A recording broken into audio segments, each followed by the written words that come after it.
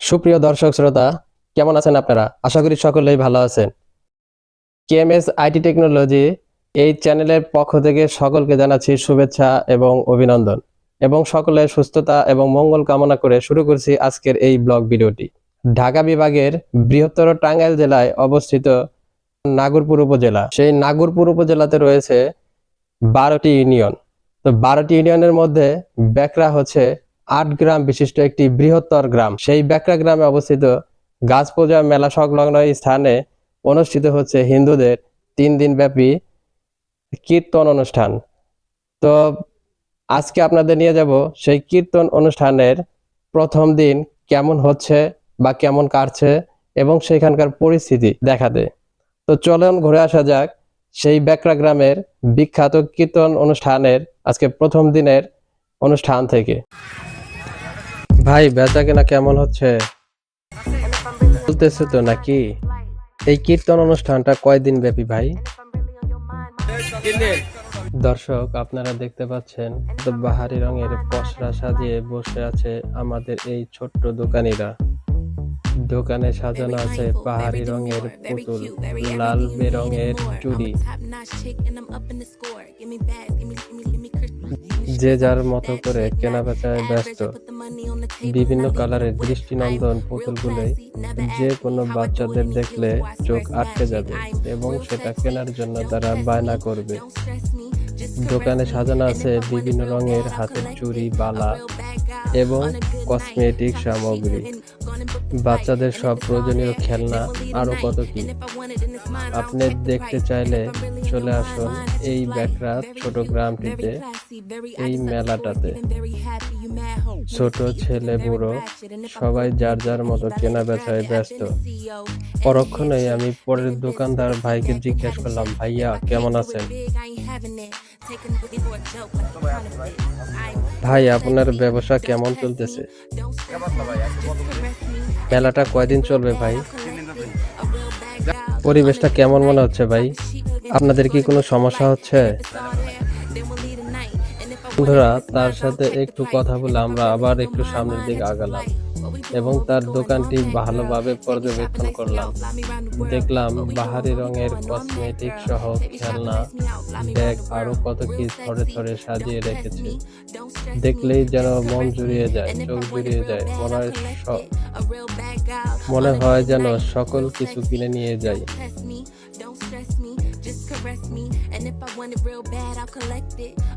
ভাই, দর্শকদের উদ্দেশ্যে কিছু বলেন।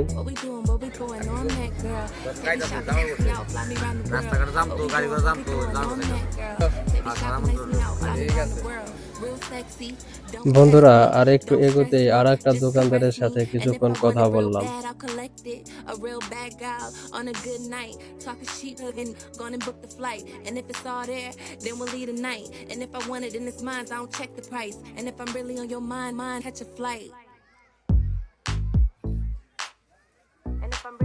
কাকা, কেমন আছেন আপনি? পরিবেশটা কেমন লাগতেছে কাকা? আর আপনার বেচাকেনা কেমন হচ্ছে? এখানে কি কোনো সমস্যা হচ্ছে?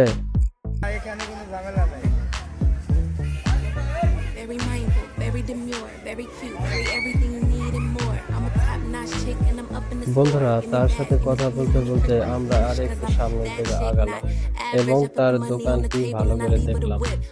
প্রত্যেকটা দোকানদারই তাদের সাধ্য অনুযায়ী দোকানটিকে অপূর্বভাবে সজ্জিত করে রেখেছে। দেখলেই যেন চোখটা জুড়িয়ে যাচ্ছে।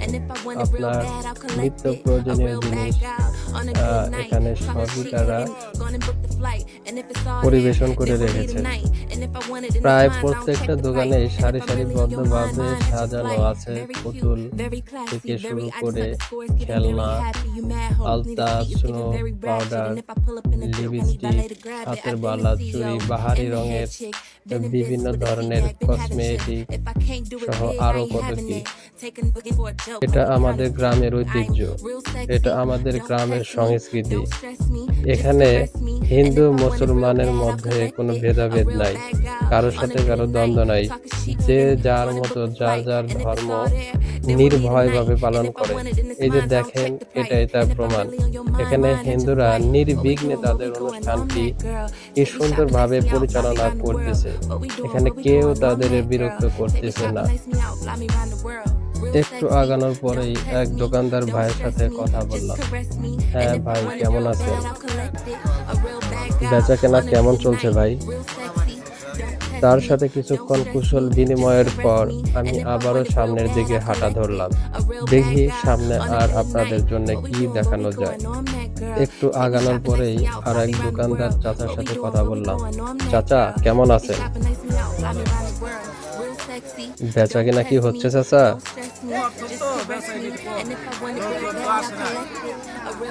কেমন মনে হচ্ছে চাচা, মেলা কি এবার ভালোই জমবে? চাচা, দর্শকদের উদ্দেশ্যে কিছু বলেন। সবাই তো আসবো, আজকে প্রথম তো আস্তে আস্তে আইবো আর কি। আচ্ছা, ঠিক আছে। চাচার সাথে কথা বলার পর আমরা আর একটু সামনের দিকে আগালাম।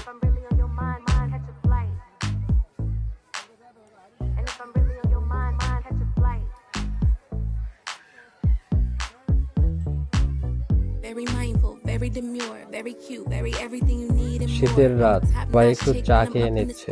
চা খেয়ে শরীরটাকে একটু গরম করে নিচ্ছে শীত থেকে বাঁচার জন্য। ছোট বাবুটা ব্যস্ত আছে বাঁশি বাজানোর জন্য।